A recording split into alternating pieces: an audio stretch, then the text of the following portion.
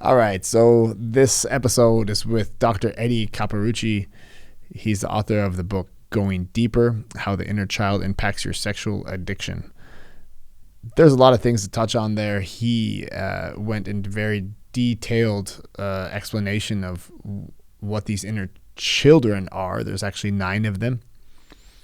We talked about pornography, and I had a little bit of a moment there because his perspective on pornography is, I think, from the perspective of an addict, right? So just like alcohol, anonymous, one drop of alcohol is not allowed, and I think that's how he looked at pornography too. Like one drop of pornography is not allowed, which is kind of sad as this for me, even though maybe I can say to myself 10 minutes a week, is that still bad? See for yourself, check it out. We're probably going to circle around on him again and go a little bit deeper because we had about an hour to talk. So after the podcast, I realized I wish I would have gone deeper into that subject just on my personal experience. Since I'm not an addict, is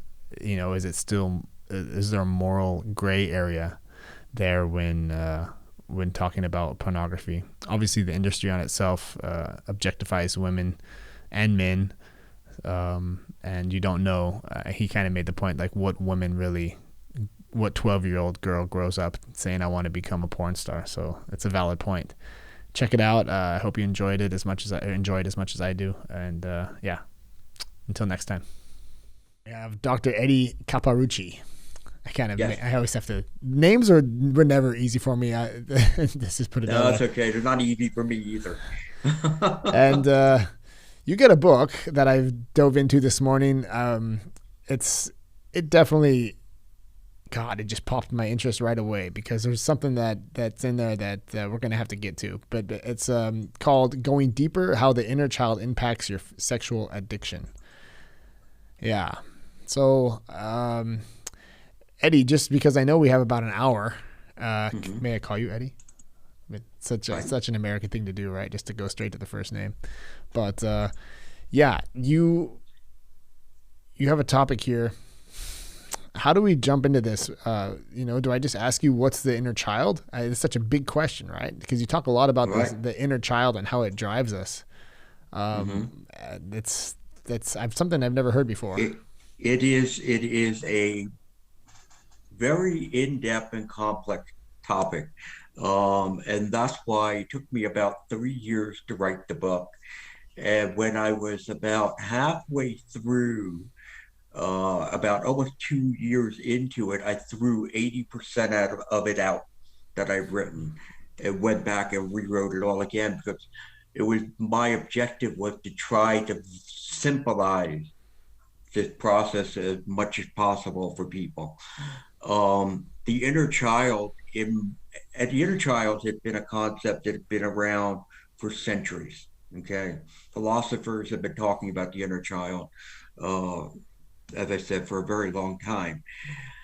For me, the concept of the inner child is that he serves as this emotional storage unit of past pain point that we have endured when we were children and teenage adolescents and teenagers that were never fully resolved. And what happens is those pain points come back and haunt us today through these negative events that happen in our lives on a regular basis. So as life comes at us, bringing all this emotional and mental distress, what happens is it winds up activating our inner child, who what he's doing, he's equating the event that happened today with something from the past, and he is trying to bring them together. It's like two worlds collide, Yeah. but in bringing them together, what's happening is in many cases, what he pulled out of that storage unit doesn't really equate to what happened today, but yet our emotional distress, our mental anguish, it increases and intensifies. And that's done on a very subconscious level that we're not aware of. And so, therefore, we want to do something about this, what I call muted discomfort, Yep. and we find different ways to distract ourselves to get away from it. And in many cases, it's addictive behaviors. It's addictive behaviors, and the addictive behavior that you concentrated on was the sexual addiction, right? Yes, the one I focus on is sexual and pornography addiction. Actually, now I refer to them as problematic sexual behaviors. But yes, that's what it is. But it could be many other things that, a person would run to, whether it be food, it be exercise, it be work, alcohol, drugs. There's just so many of them. And it's such a hard thing to. I mean, you say that like as a parent myself, I look and I think about what am I doing with my kids, and if I'm doing the right things, and how am I scarring them. And that was one of the things as I was reading, I realized like the responsibility became almost tangible to me as I was reading through, thinking, gosh, what have I done that when I leave my kid in the room, alone, and I walk away from them because they're not doing what I want them to do. So I'm just going to be like, okay, I'm leaving you here. You deal with you. And so they have to come chasing after me. Right. And so that could be something that was in my childhood. As a child, that my parent did that to me. I do that with my kids. And then as an adult, that could actually be a triggering point. So that if like as an adult, I'm walking around and someone walks out of the room with me, or I'm having a confrontation, and then that could trigger me to these feelings are so deep down. This is such a deep transaction that I had with my parents in this trusting situation as a child that is that correctly said, or am I Absolutely. Absolutely. One thing that's very interesting for people who read the book is in many cases, what they do is they start to look back at the way they've been parenting their kids, and they start to wonder, oh my gosh, what kind of, you know, distress have I caused in their lives, and what kind of, issues are they going to have? Have I given enough affirmation? Have I paid enough attention? Have I left them feeling bored too many times? Have I challenged them to be curious in their lives? Have I taught them to be outwardly focused? So yes, I mean it all comes, rushing back to us saying, not only do I see what my parent did or did not do, but I also start to look and say, oh my gosh, what am I doing to my own kids? And what I have to do with my clients to say, you know what, that's great. I'm glad you're seeing that there may be something wrong there, but we need to push that aside for now. Okay, about your parenting skills. And we need to focus on what you went through, because until we fix that, it's going to be very difficult for you to be able to fix your own parenting skill. So we have to take it one step at a time. Well, the first step that's going to be, I'm just going to be open and honest with you, because I feel like that's what podcasting is all about, right? We have no one sitting over us, so I can pretty much just say whatever I want to say. So without opening the world to my own sexual deviation, I just say, porn. Like I got the feeling already in the first two chapters that the fact that I look and watch porn is some type of sexual addiction, because of the responsibility that goes along with that, right? So I was talking to my wife. I knew that we were having this conversation, obviously, so I was talking to my wife this morning about it, and talking about our kids, and we have one boy, and I know that it's a topic with this generation of cell phones and being able to just type in a URL and have the most obscene sex videos without paying for anything. There's no barrier there anymore. And, I never had that as growing up as an adolescent. So I see that as a very problematic situation. But that's not. I thought that's what we would be talking about today. But I actually realized as I was reading this that what about my own? So like, just to go back and stop putting the focus on my kids, is talk about myself. Like, so I'm looking at porn. The women in there, there's no healthy woman that's mentally healthy woman doing this. I am so glad you bring that up, Remington. I am so glad you bring that up because when I sit there and I have to work with men, and I'm sorry to cut you off, but I It's mean, it was fine. just, I've heard very few people say what you just said, and it really touches my heart because there are so many men and even women who believe, oh, there's nothing wrong with pornography. Pornography's fine. You know, these women, they're doing it on their own. They're doing it because they want to make money. They want the notoriety. And I always ask them this question. I say, tell me that time when you met that 12-year-old girl and you said to her, hey, tell me, what do you want to be when you grow up? And she said, oh, I want to take my clothes off in front of a camera and have sex with strange men and women. When did you meet her? And of course, I've never had anyone who's been able to answer that question. Now, what I followed it up with is, I'll bet you that young girl exists. But if she does, someone or someone's have hurt her very badly because there's no reason why anyone who has strong self-worth, self-esteem, understands the dynamic of what sex is about, why they would ever want to engage in pornography. Yeah. So Yeah. thank you for bringing that up. Yeah, it's a hypocritical thing, right? Because like you're so disconnected, and it's kind of like, as I was talking to my wife about it this morning, she just was like, well, kind of that response, like, well, I mean, it's not, it's like saying, like, can I listen to Michael Jackson music? Can I still enjoy his music after knowing all the things that he did? It's like, Yeah, for some people it'd be very hard. yeah, I Some mean, people it'd be hard. yeah, and it's like it's good music, but it's kind of Right. like now every time I hear Thriller, I think about him molesting children. Like it's just Yeah. it's kind of it just ruined it for me, right? Hmm.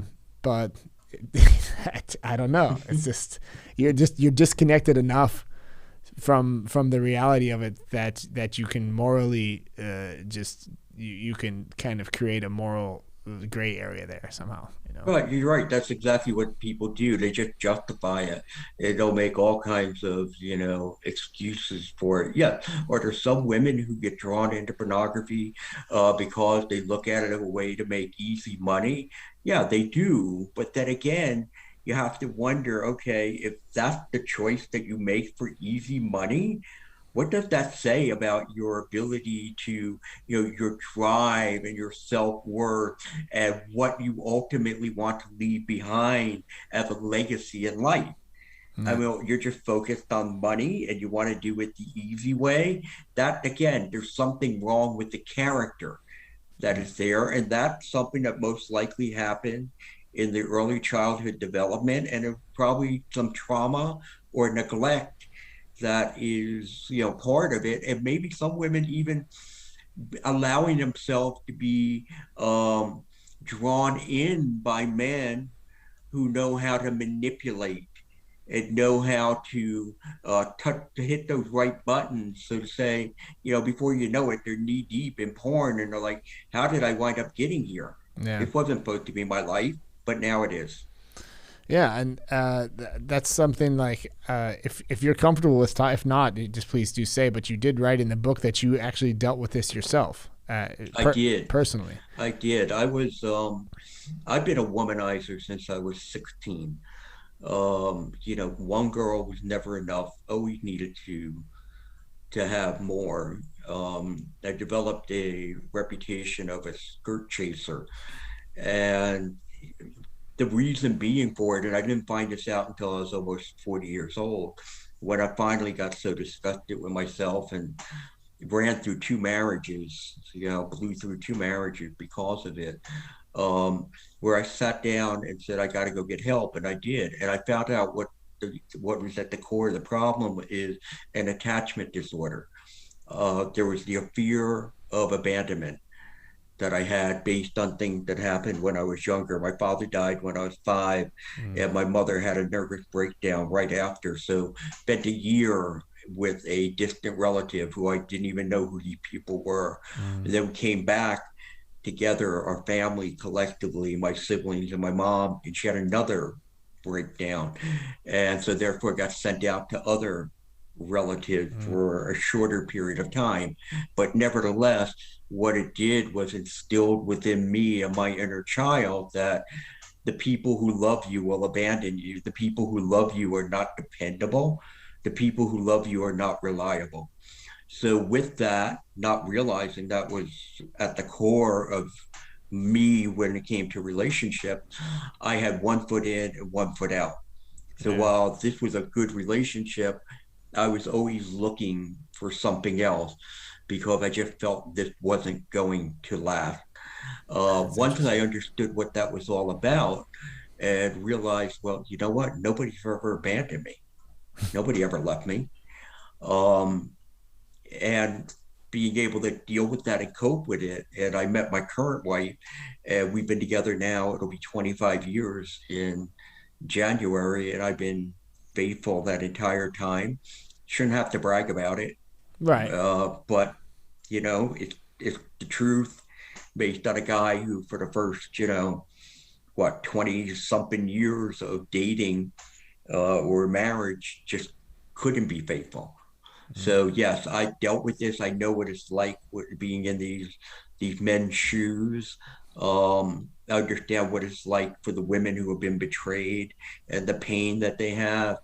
And that's why, again, this has been a ministry that God called me into about 15 years ago, and I've been practicing for about 10 now, just to try to make a difference and try to help people heal. That's awesome. I mean, I have just when you share that open story, I feel like sharing one from I have a similar upbringing in the sense of like having when you said one foot in and one foot out, I had that too. I just had like through just divorce and family being the kind of families separated. My mom separated with my dad, and I had I think just because of that I've always wanted to make people happy, and I've had like this being kind of between two parents. I'm this like people pleaser, right? And in high school I was definitely also the womanizer guy. They just called in my generation they called us a player. In your generation they called you a skirt chaser. I was just they just kind of called me a player, and the girls knew it instantly. Like, oh, don't he just tells you what you want to hear, just to get what you want, and Yep. it's so typical of our I feel like of our society to not really like you kind of get a high five for that as a guy, right? Like you kind of like good for you, and even your dad's kind of like, yeah, man, you're playing, like girls can't do that, but the boys, it's okay, he's just playing around, he's just playing the field, Yeah. so you actually almost get supported for that type of actions, right? For those types of actions, which is I don't know what it's like these days. Like I said, my son is still too young. He's not into that yet. I still got a good 5 years, I think. I hope. but Yeah, but I mean, it's important because we should go back to Remington, what you said earlier, that pornography is so accessible, so easy, and kids at a very young age are now being exposed. We've seen cases where kids as young as 4 and 5 have seen pornography. The average age now is about 11, which is far too young for this stuff to be coming into their brains as they're developing. But the message that pornography is delivering to little boys is it's okay to objectify little girls. But worse yet is that it's teaching little girls it's okay to be objectified. right, And that's why parents, in my generation, parents didn't really talk to you about sex too much. We've been encouraging people over the last 40, 50 years, have that birds and bees conversation. But now it's even more important than ever before, and especially at a young age, around 10, to say, hey, guess what? There's some very inappropriate material and images that are out there on the internet, and you need to be very careful about not seeing those. And a parent to be responsible to put the blocking devices on all of a child's devices, tablets, phones, whatever, but also to be having the conversation, because even if they can't see it at home, there's a likelihood that when they get to school, somebody at school is going to show them something. Right. And to encourage your kid, if you do see something, come and talk to me. You're not going to get in trouble. We're not going to, there's none of that, but I need you to know what you're seeing. And also putting tracking devices when you get to the point where you're doing a phone or a tablet where you are able to see what are they texting, what phone calls are they getting, what apps are they downloading. In fact, I would actually encourage you to put up a password, or no, I'm not talking about you, I'm talking about parents in general, to put on a password that will not allow them to download an app unless they get permission to do so. We need to be more diligent than ever. It used to be like, starting about 20 years ago, 30 years ago, we started talking to our kids more about strangers. Okay. It became a bigger talk about how to deal with strangers. Now it's about strangers, pornography, internet. We have to have those conversations at a very early age. Yeah, the internet, it's just like one of these things that we just don't see it's infiltrated everything, right? How it's and also what it does to talk about, like, does it with dopamine and with these different chemicals in your brain, the hits that you get, just not only like just with porn, but like also even just watching a Netflix movie, these hits that it's hard to replicate that in normal life afterwards, right? It's hard to get away from that. It Right. Yeah, because pornography, what it does is creates a stimulation in us. And that what that stimulation is the neurochemicals in our brain that are being highly activated. Um, the brain produces a certain amount of dopamine. Dopamine is a pleasure enhancing chemical. There are others such as serotonin and oxytocin. So when we have these pleasurable experiences, like for a child who's 10 or 11, it's their birthday and they're celebrating and they have a party, there's a lot of dopamine and other neurochemicals that are rushing through their brain, creating this high level of energy and excitement and stimulation. And the same thing happens when we have sex, or if we're looking at porn. But what happens is, if we're looking at porn on a regular basis, what we're doing, we're producing again these absorbent amount of neurochemicals that the brain is not supposed to be producing and holding. And after a while, it gets to a point that you have so much of it that we reach a point of tolerance, and it's like, you know what I've been watching with porn just isn't doing it anymore. I yeah. can't, just looking at naked people are not enough. I need different. And with that tolerance, so now becomes the idea of, let's escalate to something else so that I can continue to get that same level of excitement going on with my neurochemistry.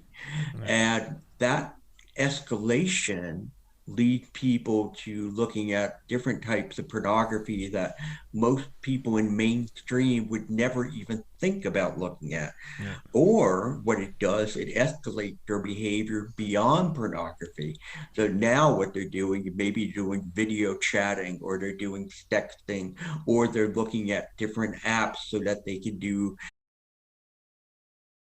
because what they want is they want to take what they saw with pornography and they want to now act out with it. So again, we see the escalation continue, and it just gets worse and worse until finally people wind up burning out over it.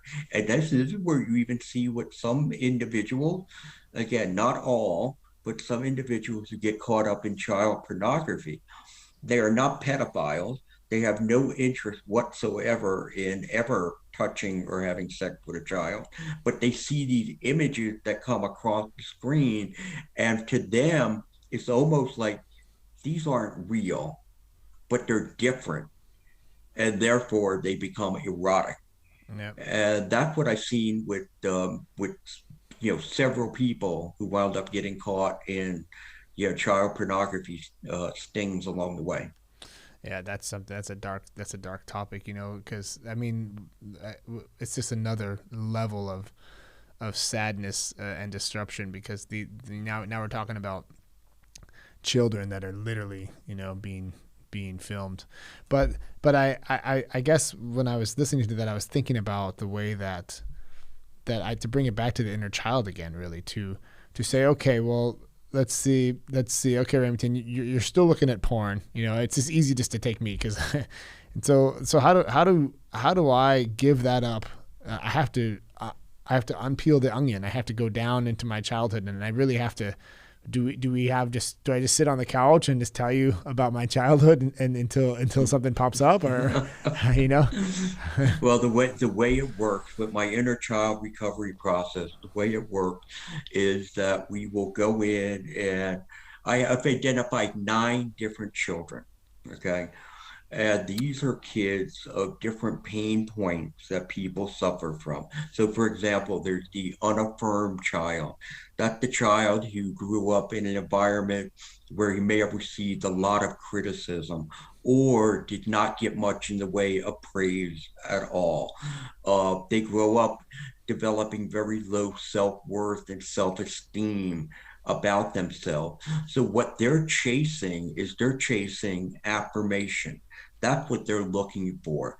So whenever if they get married and they're married to someone, and there's someone who now shows them attention and telling them how wonderful they are, even if they're happy in this relationship, their kid is screaming, we need more of what this person's giving us. We have to have more of this, because what you have right now with this marriage, I don't know if this is going to last. I don't know if this one day this is going to go away. So we need some of this. And so therefore you'll be pulling that person in. The unnoticed child, that was one for me, the unnoticed child, but again, with the attachment disorder. Yeah. So therefore, even if I was in a relationship and I liked that girl at the time or that woman at the time, and now this other woman pays attention to me, I'm just like a moth to a flame. Yeah. And I'm there, and then I'm there, and then I'm there. And why? Not because there's anything wrong with this relationship. It's just that my inner child is saying, I can't trust the person we're with, even though they probably have done nothing to earn that distrust. Yeah. But I can't trust them. So therefore, I need to look for the backup plan. Yeah. There is the need for control child who grew up in a very hectic environment, and found out that, when you're in an environment that you have no control, bad things happen to you. Mm. So now as an adult, they look to take control of everything. And when they can't control something, then what they're doing, they use pornography or some other sexual activity to distract themselves from it. Yeah. There's the entitled child, the child who, felt unjustly accused. I was the one who nobody ever paid attention to, unless they were calling me out on something.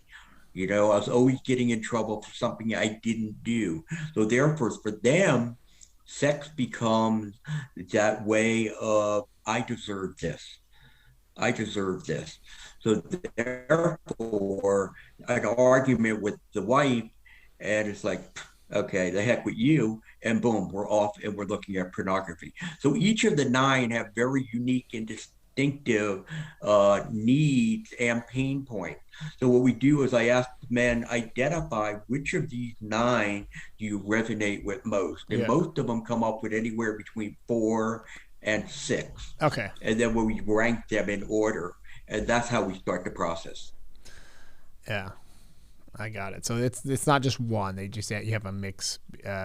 That's because humans they are so multifaceted that it makes sense that you would have multiple. And these are driving us basically. I guess when these triggers happen, it causes us to try and take back control in this, and when we try and take back this control that we didn't have as a child in one of these areas, it reveals itself in some type of addictive behavior. there's, and yeah, I guess. Yeah, basically, Remington, what we're trying to do is we're trying to distract ourselves from the emotional discomfort that is associated with any of these children. Yeah. Like, for example, one is the bored child. The bored child's raised in an environment where there's very little positive interaction among family members. So therefore, you may be surrounded by even a large family, but you feel very isolated, you feel very alone. So now, as an adult, during those times when you feel that, you know what, life is boring or life lacks stimulation, porn or some other sort of sexual behavior may be the first thing that you run to. So it's all about the idea of how do I control or distract myself from the emotional distress that I'm feeling. Because none of this is about sex. Yeah. What it's about is the fact that I have these emotional distressors and I don't know what to do with them because the common denominator with everyone who deals with addiction, and I don't care what addiction you're talking about, is they can't sit with emotional distress. Yeah. So they find something to distract themselves with it. Yeah. I mean, emotional distress is, it's tough, right? I mean, just to hit it head on. At first, you have to even admit that there's something going on. And if Right. and if Yeah, I it, mean, yeah, nobody who wants to sit with emotional distress, who yeah, wants to sit there and touch the raw nerve. But yes, you're right. First and foremost, what we need to do is recognize it. And that's why the kids are important because for 99% of the guys who come into my office to deal with these issues, they have no idea why. Why does sex have a stronghold on their life? And for me, that's the major question.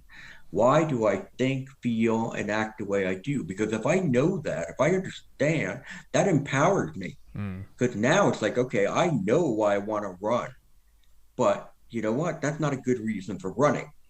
So let me slow everything down and let me work through the process of the inner child recovery process. I've walked through the steps so that I now can be able to make a better decision. But we need to identify first and foremost what are the core emotional triggers that activate your child. And that's what happens with each of the 9 kids. There are a series of core emotional triggers that cause them to go into that storage unit and pull something out that looks very similar to what just happened today. And we need to understand what those are because before we're oblivious. We just don't know. We're just moving towards something that's going to give us a sense of gratification, a sense of relaxation, a sense of stimulation.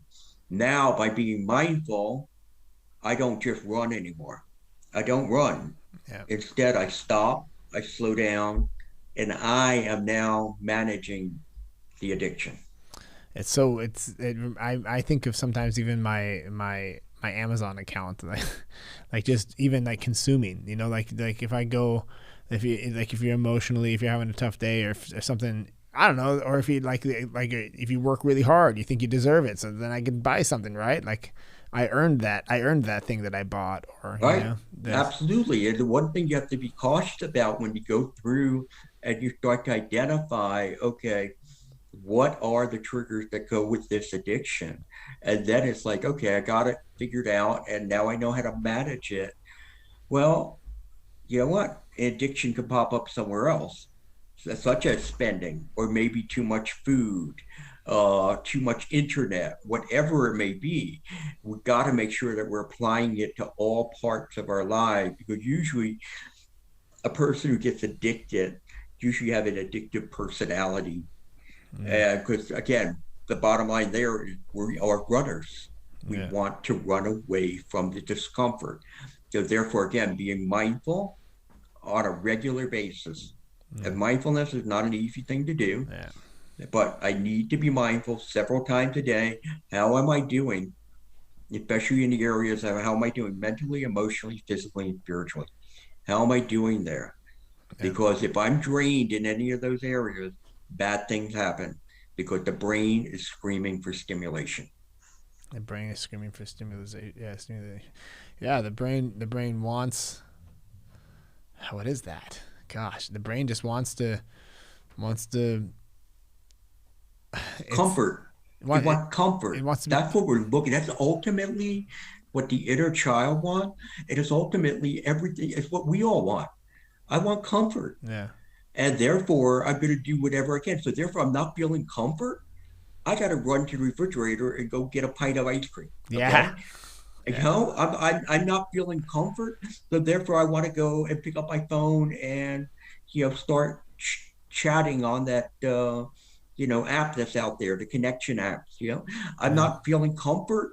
So you know what? I need to go and binge on Netflix for 10 hours when I should be doing other work. Yeah. Comfort. And we search this comfort out, and it feels like, why is that so baked into us? Like it doesn't seem like it's a good trait to have for the evolution. That or whatever.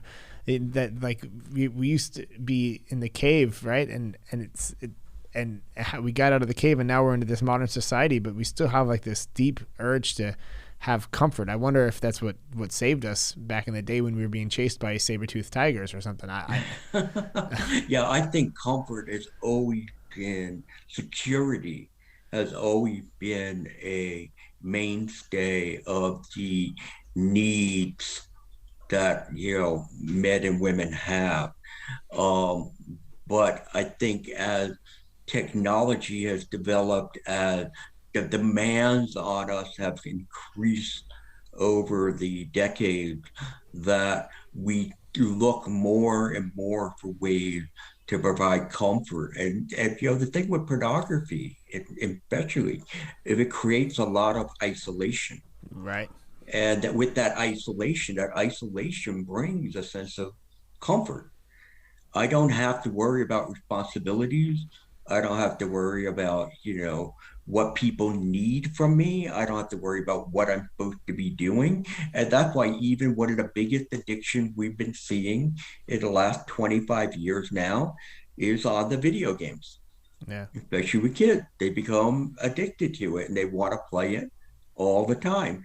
And what they're doing is, again, they're running away from whatever emotional distress they have. In most cases, boredom, because they're not surrounded by peers as much as they should be. So I'll reach out to my peers online, but those aren't the real uh, nurturing relationship that we should be having.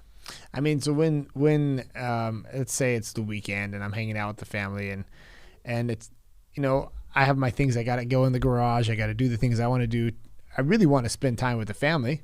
I really want. I mean, I that's what I'm doing. That's why we work all week, so that I have the weekend off, so I spend time with the kids. But when I'm out there when I'm not playing directly with the kids, what's the first thing that they kind of come up with? They play by themselves, amongst themselves a little bit, and then the next phase is, let's watch some TV. Right. Right. And again, because again, we tend to gravitate that way. There are way too many things in our life that cause distraction. And Mm-hmm. that's why we need to become very, very focused. So we go out there with the kids and we have in mind, here's the game plan of what we're going to do to have fun together, to socialize together, and to be able to feel like I'm replenishing myself from the busy week work that I've had. If you're going out there and just say, okay, we're going to hang out and blah, blah, you're right. There's so many distractions that you may wind up finding yourself back in the garage doing something because they're having a good time. They seem to be doing well. And now you're like 45 minutes into this, and that time with the kids is long gone. Mm-hmm. But again, what sits there? That's the lack of mindfulness. I need to be with my kids. I need to be spending time with them. That is the balance I need today for today in my life. Tomorrow maybe, oh, I have more work than I have family time, and that could always shift. But at some point, we have to always take a step back and saying, is my life balanced? Because many times it's not balanced. And that is when now the level of discomfort happens because I feel guilty about the relationships I have and I'm not nurturing them, or I feel guilty about the fact that I'm not doing enough of community work or whatever. And so what am I going to do? I'm going to go run to something that is going to provide me comfort. Yeah, and that just creates it makes it even worse, right? Because then you're not even correcting maybe what you should have been doing. You're just hiding. You're pulling yourself even further back and further away from Yeah. what Well, you. because that hiding, believe it or not, is what that is. That's a negative comfort zone. Yeah. I want to stay in my negative comfort zone, so I hide. I feel like I between my wife and I, the differences just are so obvious during in the pandemic. I'm definitely like I'm I'm good. I don't have heart. I'm staying inside. I'm in my cave, and Franzi, she just wants to get out. This bugs her so much, and I get it. That's her personality. But I realized, like, gosh, I must have really been one of those people that just stood in the cave. Like, Mhm. I'm surprisingly okay with it. Like, just Yeah, yeah, men do really well with autonomy. We have that sense of, yeah, no, this is good. Even me with my office, okay. I mean, I could literally stay in this office 10, 12 hours a day. I have enough to do between writing the third book and my practice and the articles and this course I'm developing for a university. I have more than enough stuff to keep me busy. But there's life out there, including family, yeah. that I have to deal with, that I have to actually deal with is not a really good way I to know what put you that. mean. I know what you mean. Yeah, yeah, yeah, that I have to nurture, that I want to be with. yeah, So again, I have to pull myself away and go do that. And every once in a while, because I may get too caught up here, my head is down and I'm running through life, that my wife comes in and pulls me by the ear and says, "Come on, I need you." yeah, And it's like that wake up call that I have to have, and we all have to have it. And it goes back to that point I just said. Too many of us are focused. We have our head down, and we're just running through life. And as opposed to having our head up and looking outward to seeing what are the want, needs, and desires of all those around me. yeah. It's normal, so I don't have to feel so bad about it. That it's just funny how you do that. You set up your life. You have this whole thing. You go to work. You make the money so that you put the food on the table, so that you have the weekends off. And then I spend the weekend working on another project, or like, and it's like, why? Why? Well, because of lack of priorities, first and foremost, Yeah. there's a sense of, remember, busyness is another way of distracting ourselves. Right. Right. If I stay busy, I can't think about any emotional or mental distressors that I have. I just got to be doing what Okay. I'm doing. Yeah. The other thing is with kids, especially small kids, and if you have a few of them, they're draining. Let's face it, they drain us. I mean, because there's they have so much energy and they have needs and they have desires that we have to put our time there while we're looking and saying, oh, but that needs to get done, and I have to take care of this, and there's a ball game on in 3 hours, and but they need me, Yeah. and that becomes, as I said, that's draining on us. Yeah. Yeah, so it's easy just to be like, yeah. I mean, I see that in some friends that I have that they just work, work, work, work, work, and I talk about it with my wife sometimes, and she's like, well, I think that it's just easier for them just to go to work. Like they just would rather work because they don't have to do all that. Yeah, Absolutely, yeah, absolutely. It's very interesting that a large majority of my clients, when we start going through the family of origin and we're looking at, what were some of the things that happened. And again, it's not all trauma. yeah, A lot of it is neglect, and it's neglect from good parents. They're good people. yeah, They're not bad people. They're good people. But yet it's the father who he has in his head. He was taught the message: your job is to go out, earn a living, and provide for your family. So they're on the road 3, 4 days a week, or they're just working 13, 14-hour days. And yes, are there some guys who just say, yeah, I go off on the road because I just want to get out of the house? Yeah, absolutely. There are those. But for many of my clients, that absent father, and then when he gets home, he's too tired to do anything, or he may go to like a sporting event or something like that, but he doesn't emotionally engage. Mm. He's not offering nurturing in any type of way, except to teach you maybe how to fix something, take care of some sort of a problem. But other than that, he's not providing any kind of guidance that makes you feel there's an emotional connection between the two of you. Yeah. Yeah, it sneaks in there. It sneaks up on you too, because like you said, maybe if you're just not conscious about it, how are you supposed to even change? You don't even notice that's just that you go in, that you're into this pattern. And the kids obviously don't complain. They think it's normal. This is how they've always been raised. So they're not going to be like, hey, by the way, Dad, maybe you should work a little bit less and give me some more life lessons here. Like, you may be too young, but did you ever hear the song "The Cat in the Cradle"? yeah. That's what it is. That father who just oblivious. That's what you're talking about. Oblivious. Yeah. That this is what I'm supposed to do. Everything else will take care of itself.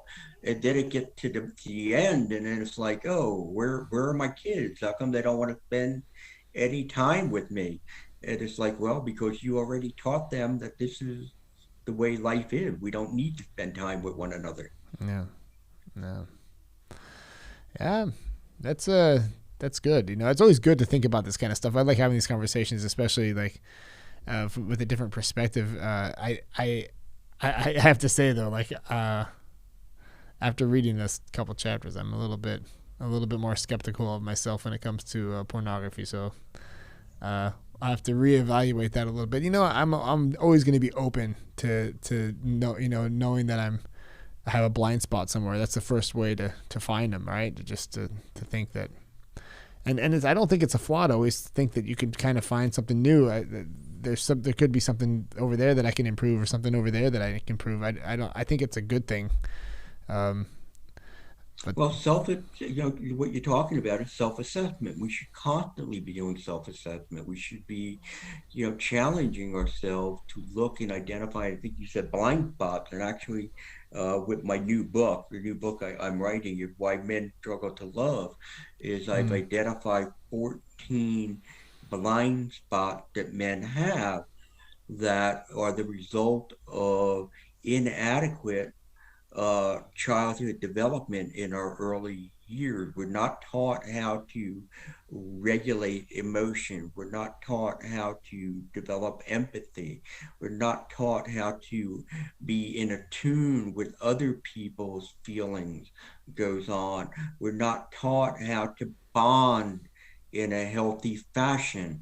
We don't see the model of what a true healthy emotionally intimate relationship looks like. right. So therefore, we don't have the skill set. And as we get older, we struggle in our relationship. We struggle to love people. We think we know what love is, but in many cases, all it is we feel like, oh, if we're physical, then we are being loving. If I touch you and caress you, I show you how much I care. And if you do that to me, that is when I feel loved the most. But there's no emotional intimacy that's really there, or there's very little that we just take and sprinkle on. Mm. And that winds up having our spouses or partner feel used. They Yeah. feel like, I'm only here if you want me sexually, but you don't want to be more emotionally bonded. It is not like we don't. We do. We just don't know what it is. Yeah. It's We like you. crave emotional intimacy, but we wouldn't know if it hit us in the face. Right. Right. Exactly. Like you don't know what you don't know, right? It's like, Correct. You don't know what you don't know. and it's hard And we don't know a lot, yeah. some of us. Yeah. No, I feel like these conversations that I've been having, always, every time I'm just like, gosh, I just try and hang in there with it, because I'm just learning so much. I feel like this island of knowledge keeps growing larger, but also the shores continue to grow exponentially larger. So I realize how little I know, but But that's the sobering part of having these kinds of conversations, and I appreciate you It is taking the time for that. it Yeah. is it is sobering. It really is. But again, that's the challenge we have to put to ourselves, that I need to understand, why am I hardwired the way I am? Yeah. Again, why do I think, feel, and do what I do? Mm. And the only way you're going to do that is through insight. And that means I have to sit back, I have to take the time to self-reflect, especially when I've done something that I am not happy with. I could be able to say, okay, what was that about? What happened there? What happened before? What do I think the emotions were that were connected? What were the thoughts that were connected Yeah. to the action? And try to break it down as much as possible so that we can come up with the rationale. Again, not the excuse. This is not the excuse for my behavior, Yeah. but it's the rationale for my behavior, so that then I can next time take a different action, Yeah. make a healthier decision. Yeah, like I used to make that you have to make that distinction between the rationale and the excuse, right? I read that in when these women are when they come and the parent, like the partners come and they talk to you, and it's not that they're excusing the man for his misbehavior. They finally just have an answer for why, and they before they never even could imagine. Yes. You Yeah, know, and that's the thing about the book that has been that people have found so interesting, especially the women who have been betrayed by their partners, because it answers the why question. yeah, In fact, I received an email from one of my clients, his wife, yesterday. And in it, she said, you know what? She's giving me an update of what she's seeing and how things are going. And she goes, there's definitely progress. I see that. But what really is helping me a great deal is I now understand the depth of his brokenness. mm, It's not like I just married this degenerate right, or the person who's like, he's antisocial, psychotic. That's not it. I married someone who's broken, who has all of these childhood pain points that have not been resolved, and therefore they are still causing havoc in our relationship today. So again, that gives the person who's been betrayed a peace of mind also, that, oh, there's hope. mm. If they work at this, that they can ultimately change. There's like And yeah, that's what we're looking for. right, exactly. Like before, they never could imagine excusing this behavior, but now there's a light at the end of the tunnel. Now they have a reason, and now they can work towards that goal of solving these childhood problems that are revealing themselves.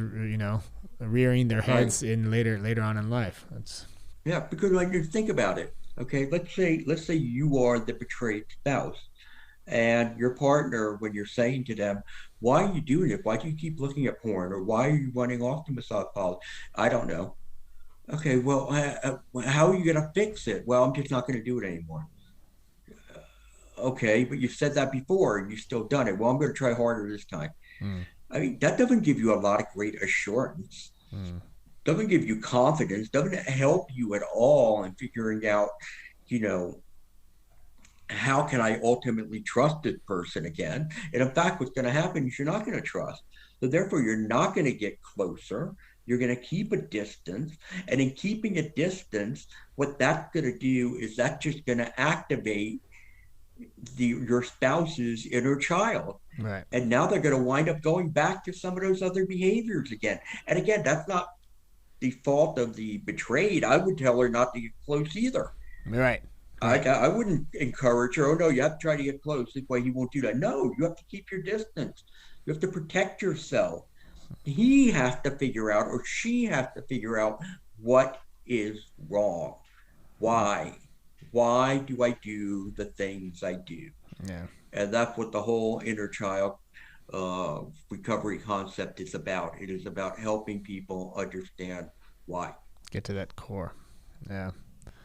Yeah. It's interesting. I mean, I just think when I meditate, I tend to. It depends on where I go. It depends on what's going on in life, but ask these, to kind of go down to the root, it takes a special type of a state of mind. Like even in meditation, and sometimes I don't even want to go there. So it's like you have to, if you really have to want to, like after having this conversation, I'm going to try tomorrow, I'll try and just sit there and try and think like, okay, why is such a simple and such a nuanced question. It's there's answering that question is so multi-layered, and I think it takes a lot of work to really get down to that those core driving forces.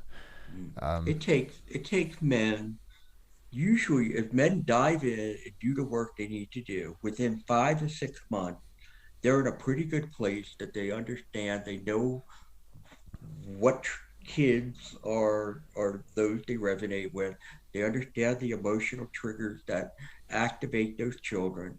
They are working, stay ahead of that by memorizing what those triggers are, identifying the negative events that go on in their life. Saying, okay, is that a trigger for my kid? Yes, it is.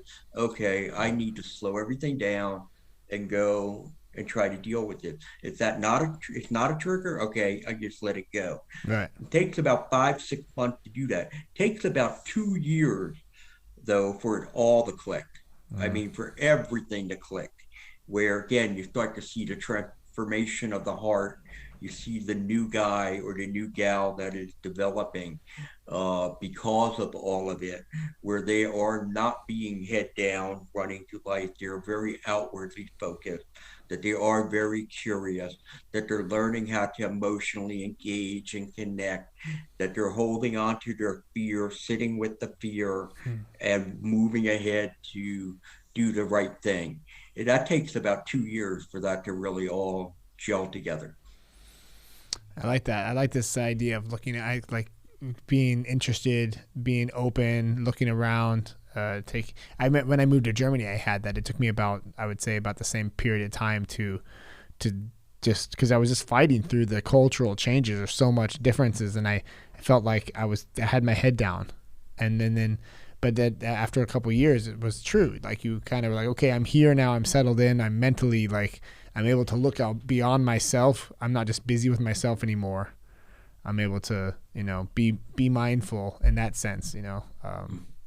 Yeah, yeah, that's And again, that comes down, that is a key component. It is being mindful, and we are not mindful enough.